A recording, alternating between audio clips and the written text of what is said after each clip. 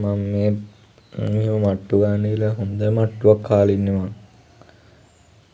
මට දැන් එයා මට දැන් නැතිම වෙලා ගිහිල්ලා.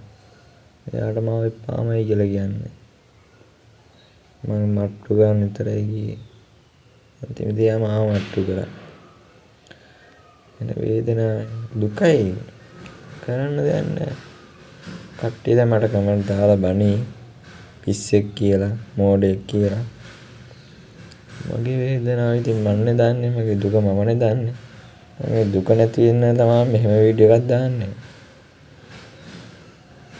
මගේත් යාට හැමදාටම ආදරේ.